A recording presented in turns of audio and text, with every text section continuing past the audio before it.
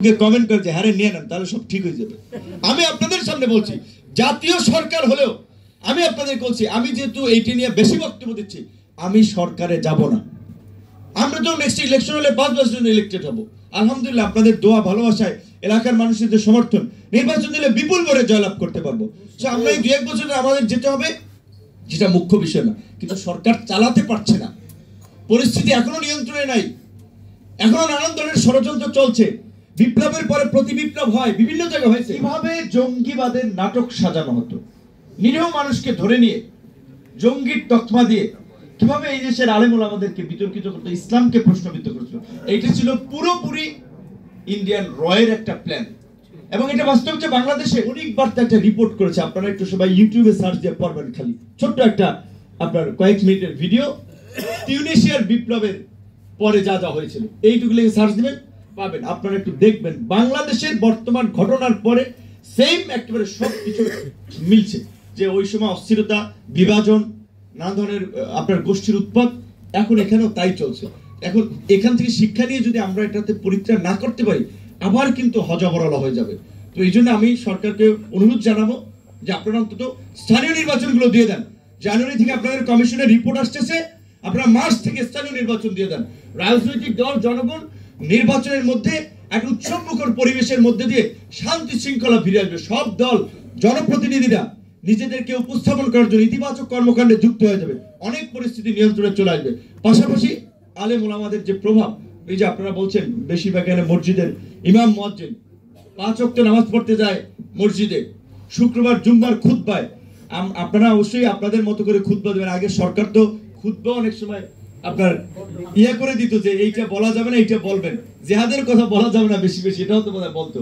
তো আমরা আপনাদের প্রতি আহ্বান রাখবো, ধর্মীয় মূল্যবোধ এবং দৃষ্টিকোণের আলোকে মানুষকে ঘুষ, দুর্নীতি, সুদ থেকে বের করে আনার জন্য, অন্যায় অবিচার থেকে বের করে আনার জন্য আপনারা অন্তত জুম্মার খুতবায় এবং বিভিন্ন আলাপ আলোচনায় এই আলাপগুলো বেশি করে তুলেন।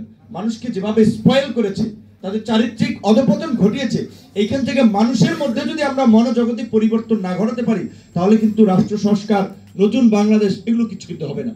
আর এই শীতের সময় ওয়াজ মাহফিলে অনেক লোক হয় আমাদের, যারা ওয়াজের বক্তা আছেন, ওয়াজ করেন, তাদের প্রতি আমাদের এই আহ্বান, বিশেষ করে মানুষের মধ্যে কিভাবে সম্প্রীতি এবং সহনশীলতা গড়ে তোলা যায়, ঐক্য, দৃঢ়তা, দেশের প্রশ্নে, জাতির প্রশ্নে এক থাকা যায়, এই বিষয়গুলো আপনারা যদি একটু নজর দেন, দেশ উপকৃত হবে। এবং সর্বশেষ যেটা বলে শেষ করব, আমাদের এই দেশে আমরা 92% মানুষ প্রায় মুসলমান, সংখ্যাগরিষ্ঠ মানুষেরই দায়িত্ব সংখ্যালঘুদের নিরাপত্তা দেওয়া, তাদেরকে সহযোগিতা করা।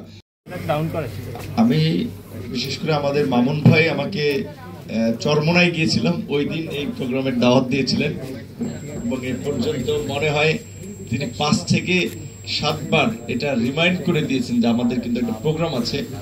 আবার ওই যে বলছে হাসানের সাহেবের জানাজা করে আমারও অংশগ্রহণের কথা ছিল, সকল আরো 2-1টা প্রোগ্রামে অংশ নিয়েছিলাম।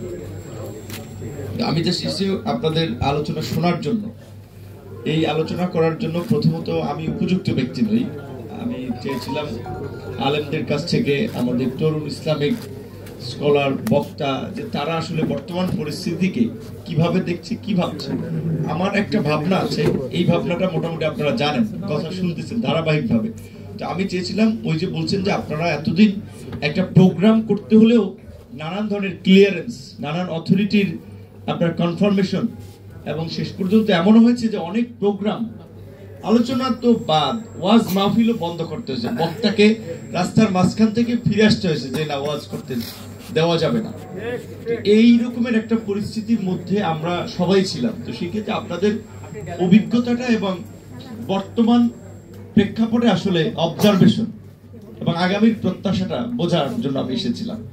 তারপরে কিছু কথা শুনেছিলাম, এক ভাইয়ের আংশিক কথা শুনলাম এখানে, মার্কাজুল ইসলাম, তো উনি যে কথা বলছিলেন যে হেলিকপ্টারের লাইসেন্স করার জন্য, কিংবা তিনি একটি মাদ্রাসা গড়ে তুলেছেন, বিশাল একটা শিক্ষা প্রতিষ্ঠান গড়ে তুলেছেন, এটা অনেকের চোখে ভালো লাগে নাই, সেজন্য একজন আলেমকেও আপনার নিগৃহীত হতে হয়েছে।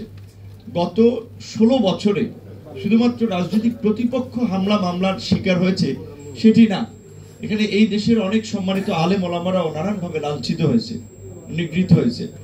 একটা কথা জাস্ট আপনাদের সাথে শেয়ার করা এখানে, যে আমার কাছে একবার মামুনুল হক সাহেবের ছেলে আর আমাদের দলের দুজন যুব মজলিসের নেতারা গিয়েছিলেন, অনেকদিন ধরে কথা বলবেন, শেষ পর্যন্ত রাতে আমার বাসায় চলে গেছেন যে ভাই এরকম মামুন সাহেবের মুক্তি নিয়ে আমরা একটা প্রোগ্রাম করতে চাই। এখন আমি দেখলাম ওই সময়ের ওই বাস্তবতায় তাদের ব্যানারে প্রোগ্রাম হলে সেখানে আমার জন্য উপস্থিত হওয়াটা খুব ডিফিকাল্ট ছিল। এমনি আমার বিরুদ্ধে বিদেশিদের কাছে অভিযোগ দিচ্ছিল যে সে এই জঙ্গিবাদের কার্যক্রমের সাথে জড়িত, সে হেফাজতের লোক, সে জামাতের লোক, সে মৌলবাদীদের লোক, এরকম নানান ধরনের প্রোপাগান্ডা করে মূলত আমাকে আসলে একটা মানে কোণঠাসা না শুধু বড় ধরনের ক্ষতি করার চেষ্টা করেছিল। কারণ এটা ইয়ং ছাত্র নেতা এবং দীর্ঘ 28 বছর পরে ঢাকা বিশ্ববিদ্যালয়ের নির্বাচন হয়েছে, বিপি নির্বাচিত হয়েছে, যার ফলে এখানকার বিদেশিরা দেখতেছিল মানে এখানে বিরোধী দল যেভাবে কোণঠাসা, তার মধ্যে একজন ছাত্র নেতা উঠতেছে, তাদের একটা সিম্পাথি বা সহানুভূতি ছিল।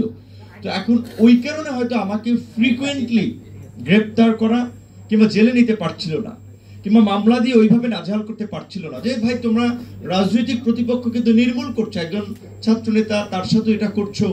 তো যার ফলে এখন ওই জার্মান একটা প্রবাদ আছে, বলছিল যে আপনি যদি একটা কুকুরকে মারতে চান আগে থেকে একটা ব্যাড নেম বা খারাপ নাম দেন, তারপরে তাকে লিগালাইজ করে মারেন। তো তার জন্য তারা এই ধরনের কথাবার্তা ছড়াচ্ছিল যে সে মৌলবাদী, উগ্রবাদী, জঙ্গিবাদী, হেফাজত, জামাত। তখন আমি ভাবলাম আবার যে আমার চোখের সামনে এরকম একটা অন্যায় হচ্ছে যে মামুনুল হক সহ হেফাজতের শীর্ষ নেতাদেরকে যেভাবে আপনার গ্রেপ্তার করা হয়েছিল, কারাগারে নির্যাতন নিষ্পেষণ করা হয়েছিল, এবং সবচেয়ে মানে অমানবিকভাবে, অপমানজনকভাবে রশি বেঁধে বা আপনার কি বলবেন যেভাবে আদালতে তোলা হচ্ছিল, আমার কাছে এটা মাথায় আসলে মেনে নেওয়ার মতো মনে হচ্ছিল যে অন্তত কিছু তো করা দরকার, কথা বলা দরকার। তখন আমি ওনাদেরকে বললাম ভাই প্রোগ্রামটা আমরা করি কিন্তু একটা ব্যানারে করি, যে দেখেন আপনার ইসলামিক নাম দিয়েই আমাদেরকে ইসলাম কায়েম করা লাগবে এটা বিষয় না, বিভিন্ন ভাবে আপনি যেখানে যান আপনার জীবন আদর্শ কাজকর্মের মধ্যে দিয়ে আপনি ইসলাম কায়েম করবেন। আপনি যে প্রতিষ্ঠানে কাজ করবেন আপনার কর্মের দ্বারা মানুষ অনুপ্রাণিত হবে, বিধর্মী হইলে সে উদ্বুদ্ধ হবে। আল্লাহ রাসূলকে তো ইহুদি খ্রিস্টানরাও বিশ্বাস করতো, তার উপাধি ছিল আল আমিন, তাকে বিশ্বাস করতো, তার কাছে সম্পদ গচ্ছিত রাখতো, আমানত রাখতো। তাহলে আমাদের মধ্যে যদি সেই ধরনের চরিত্র থাকে সেটা হচ্ছে ইসলামের শিক্ষা আদর্শ। তো বললাম যে গণ মতামত মানে আলাপ আলোচনা করে গণ মতামত কেন্দ্র একটা নাম হইলো, সেই ব্যানারে প্রোগ্রাম করলাম। আমি বললাম ঠিক আছে, আলেম ওলামাদের পাশাপাশি এখানে কাকে, সেই সময় যে বললাম জাফরুল্লাহ চৌধুরীকে বলেন, ওনার কথার একটু ওয়েট আছে, শক্ত শক্ত কথা বলতে পারে। পরে বললাম আর কাকে বলবেন, অনেককে তো বললেও আসবে না, আর হচ্ছে মান্না ভাইকে বলেন। আমি মান্না ভাই, তখন ওই প্রেস ক্লাবে আমরা এই প্রোগ্রামটা করি। তো এই কথাটা এই কারণে বললাম যে আমি আপনাদের মানে বলতে গেলে আপনাদের চলাচলে বা আপনাদের খুব ঘনিষ্ঠ লোকজন না হলেও যখন এই দেশের আলেম ওলামারা আপনার নির্যাতিত নিষ্পেষিত হামলা মামলার শিকার হচ্ছিল, লাঞ্ছিত হচ্ছিল, কিংবা ইসলামের প্রশ্নে যখন বিভিন্ন ইস্যু সামনে আসে তখন কিন্তু আমাদের একটা শক্ত অবস্থান ছিল। তো আপনারা আমার জন্য দোয়া করেছেন, যার ফলে আমরাও এত প্রতিকূলতার মধ্যে আল্লাহ এই পর্যায়ে রেখেছে। ভাই যেটা বলেছে আসলে পতন 90% হয়েছে কিনা সেটা আমিও কিন্তু অত জানতাম না, কিন্তু কেন যেন এখানে সাংবাদিকরা আছে, ওনাদের দোষও আছে গুণও আছে। সমকালের সাংবাদিক আমাদের পরিচিত খালি বলতেছিল ভাই আন্দোলন একটু নিস্তেজ হয়ে যাচ্ছে, কিছু বলেন, আপনি বললে এই মুহূর্তে জেলে বিদ্যুৎ চাঙ্গ হবে। পরে আমি নিশ্চয়ই এটা আল্লাহ আমাকে বলাইছে, আমি বলছি আমিও প্রস্তুত ছিলাম না, আমার কোনো প্ল্যান ছিল না। আমি বললাম 90% শেষ, আর 10% আপনারা ধাক্কা দেন। তারপর আর একটা পুরানো বক্তব্য দেখবেন, ঢাকা বিশ্ববিদ্যালয়ে 2023 সালে আজকের যে স্থানীয় সরকার উপদেষ্টা আসিফ মাহমুদ, এই ছাত্র অধিকার পরিষদের কাউন্সিল ছিল ঢাকা বিশ্ববিদ্যালয়ের রাজু ভাস্কর্যে। আমরা ওখানে যাচ্ছিলাম, ছাত্রলীগ ওখানে অবস্থান নিয়েছে, গিটার তারা ঢোল বাদ্য নিয়ে যে ওখানে তারা সাংস্কৃতিক কর্মকাণ্ড মানে আমাদের প্রোগ্রামকে বাধাগ্রস্ত করা, সরাসরি হামলা করতে পারতেছিল না, অন্যভাবে জায়গাটা আর কি দখলে রাখা, আর মোটরসাইকেল দিয়ে ঘেরাও করে রাখা। তখন এখন আমরা মজলুম মানুষ, আমরা তো তাদেরকে ধাওয়া দিয়ে তার সাথে পাল্টাপাল্টি করে পারবো না। আমরা নিরস্ত্র মানুষ, শান্তিপূর্ণভাবে প্রতিবাদ স্বরূপ আমরা ভাইস চ্যান্সেলরের বাসার সামনে গেলাম, ওইখানে গিয়ে আমরা বক্তব্য দিলাম। সেখানে আসিফ সভাপতি নির্বাচিত হয়েছিল। তো সেখানে কিন্তু আমরা বক্তব্য বলছিলাম যে 2024 সালেই এই আওয়ামী লীগের পতন হবে এবং গণ অধিকার পরিষদের নেতৃত্বে সরকার গঠিত। ওই সময় আসিফ পাশে ছিল, এখন যারা ছাত্র সমন্বয়ক অনেকে পাশে ছিল, ঢাকা বিশ্ববিদ্যালয়ের ভাইস চ্যান্সেলরের পাশে বসে পড়ছিলাম। তো সেই কথাগুলোর প্রতিফলন হয়েছে নিশ্চয়ই, মানে কিছু ভালো কাজ করেছি, নিয়ত ভালো ছিল, যার ফলে কথাবার্তা কাজে কর্মেরও একটা আল্লাহর রহমত আছে। তো আমি দিন শেষে যাই করি না কেন, রাজনীতিক বিভিন্ন প্রেক্ষাপট, আমি তো একজন মুসলমান, কাজেই আমার তো আল্লাহর কাছে জবাবদিহি করতে হবে, আমার তো মরতে হবে, এই ভাবনাটা তো আমার মধ্যে আছে। সুতরাং আমার দ্বারা আর যাই হোক কোনো অন্যায়, অবিচার, বেইনসাফি কাজকর্ম এটা হবে, এটা অন্তত নিজের জায়গা থেকে বিরত থাকার চেষ্টা করি।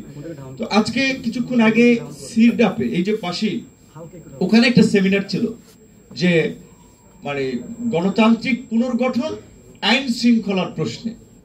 সেখানে পুলিশের কর্মকর্তারা বলছেন, এটা বাস্তবসম্মত ভালো লেগেছে যে আমাদের চেয়ে তারা বলে আরো ভ্যালিড ছিল, যে কিভাবে জঙ্গিবাদের নাটক সাজানো হতো, নিরীহ মানুষকে ধরে নিয়ে জঙ্গির তকমা দিয়ে কিভাবে এই দেশের আলেম ওলামাদেরকে বিতর্কিত করতো, ইসলামকে প্রশ্নবিদ্ধ করতো। এইটা ছিল পুরোপুরি ইন্ডিয়ান রয়ের একটা প্ল্যান। এবং এটা বাস্তব যে বাংলাদেশের, ওই ভাই হালকা পাতলা কিছু বলেছেন এজেন্সির কথা, যে বাংলাদেশের আপনার সামরিক বাহিনীর গোয়েন্দা সংস্থা তো ডিজিএফআই, জাতীয় গোয়েন্দা সংস্থা এনএসআই, ডিবির গোয়েন্দা সংস্থা, গোয়েন্দা সংস্থা না শুধুমাত্র, এমন কোন প্রতিষ্ঠান নাই গত 16 বছরে যেটা রয়ের নিয়ন্ত্রণে ছিল।